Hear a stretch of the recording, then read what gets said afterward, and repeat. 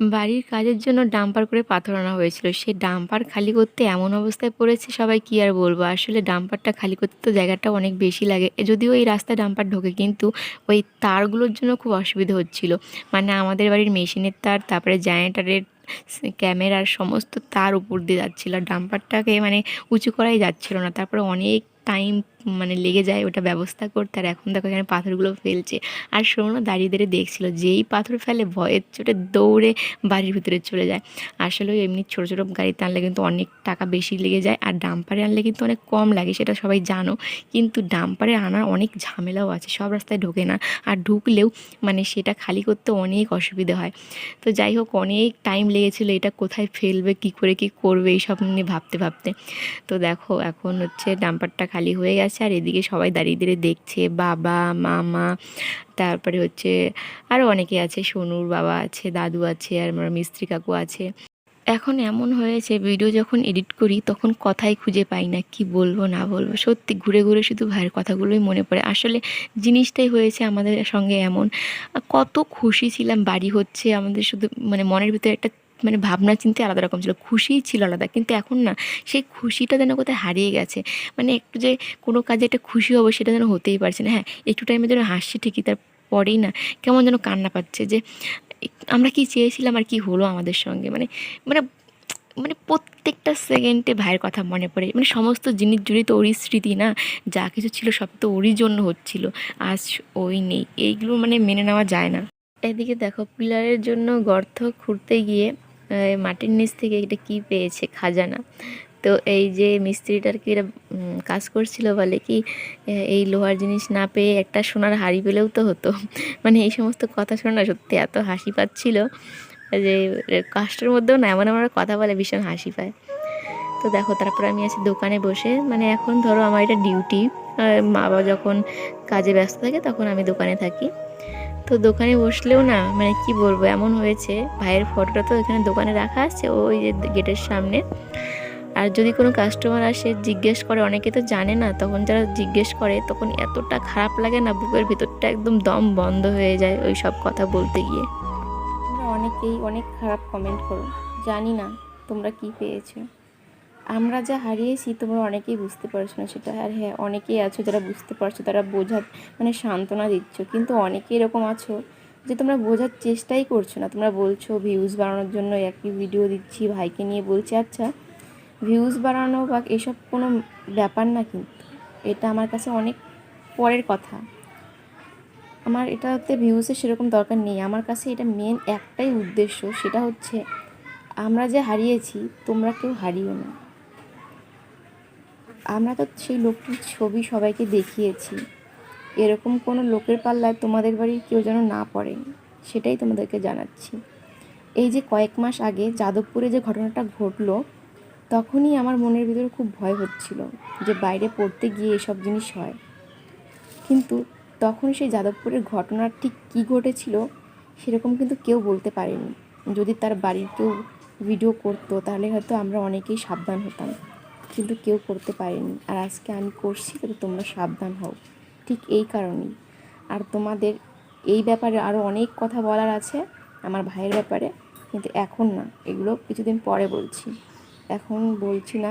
তার পেছনে একটা বড় কারণ আছে। কিছুদিন পরে তোমাদের আরও অনেক কিছু জানাবো, শুধু তোমরা একটু পাশে থেকো, ব্যাস এইটুকুনি। আর তোমরা যারা যারা উল্টাপাল্টা কমেন্ট করছো না, ভগবান না চায় তাদের বাড়িতে এরকম কিছু ঘটুক, তাহলে তোমরা বুঝবে যে এটা কোনো ভিউজ বাড়ানোর জন্য না, এটা তোমাদের ভালোর জন্যই আমি বলছি। কেন আমি সেই লোকটির ফটো ছড়িয়েছি, কেন ভিডিওগুলো করছি, তাহলে তোমরা বুঝতে পারবে। আর আসলে যাদের ভাই বোন নেই তারা এই জিনিসটা বুঝবে না, যাদের আছে তারা বুঝবে, আর বুঝেই তারা সেরকম কমেন্ট করছে। আর যাদের নেই, ভাই বোনের সম্পর্ক ঠিক কেমন হয়, যাদের নেই তারা আর কি বুঝবে, এর জন্যই তারা উল্টাপাল্টা কমেন্টস করছে। সত্যি আমি বুঝে উঠতে পারি না যে এরকম কিছু লোক আছে যারা মানে এত বড় একটা শোকের জিনিস নিয়েও মানে উল্টাপাল্টা কমেন্ট করেই যাচ্ছে। যে তোমরা কি ভাই বোনের সম্পর্ক বোঝো না, যে ভাই বোনের সম্পর্ক কেমন হয়? যদি তোমরা বুঝতে তাহলে হয়তো এগুলো কথা বলতে না। আমাদের যে ক্ষতিটা হয়েছে সেই ক্ষতি যেন ভগবান আর কারোই না করে। আমরা হারিয়েছি আমাদের একমাত্র ভাইকে। যাদের সঙ্গে এই ঘটনা ঘটেছে না, তারাই জানে এই যন্ত্রণাটা কতটা। এবছর ফোঁটা দিতে পারিনি, তখনই এত কষ্ট হচ্ছিল, আর এখন এমন হলো আমাদের জীবন থেকে ফোঁটা জিনিসটাই উঠে গেল। আমরা আর কোনোদিনও ভাইকে ফোঁটা দিতে পারবো না। এগুলো ভাবলেই না ভীষণ কষ্ট লাগে। ভগবানের কাছে একটা জিনিসই চাইবো, সেটা আর কারো এরকম ক্ষতি করো না। আর কোনো দিদি বা বোন তারা যেন তার ভাই বা দাদাকে হারায় না। এই কষ্টটা সারা জীবনই, এই ফাঁকা জায়গাটা কোনোদিনও আর ভরবে না।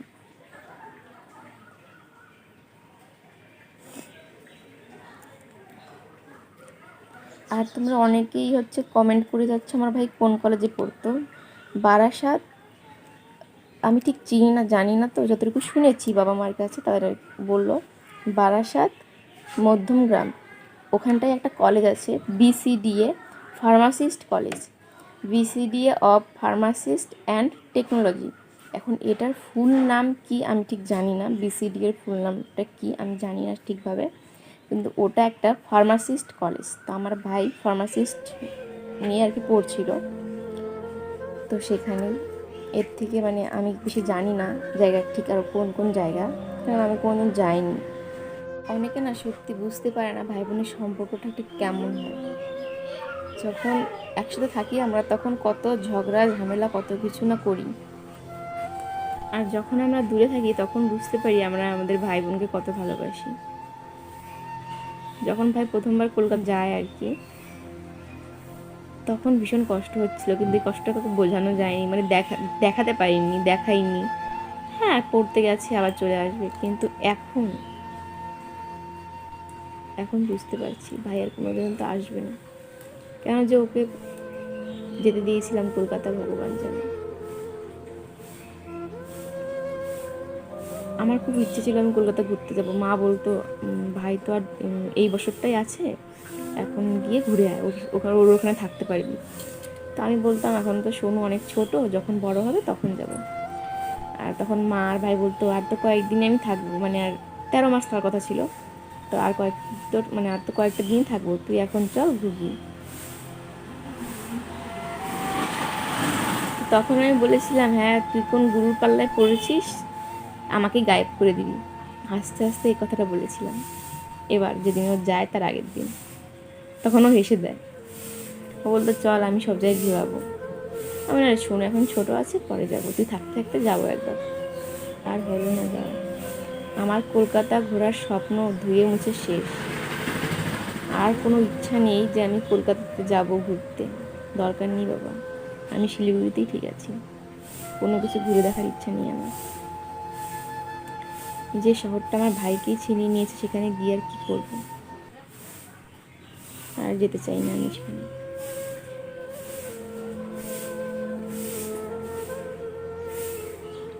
এত কষ্ট হয় না, কি বলবো, সত্যি যারা যারা হারিয়েছো তারা বোঝো। বললাম না, এত খুশি ছিলাম আমরা বাড়ির কাজ হচ্ছিল বলে, সেই খুশিটা এখন আর নেই, কোথায় যে হারিয়ে গেছে। ভাইয়ের সঙ্গে সঙ্গে সেই খুশিগুলো আমাদের জীবন থেকে হারিয়ে গেছে, আর কোনোদিনও আসবে না আমাদের জীবনে।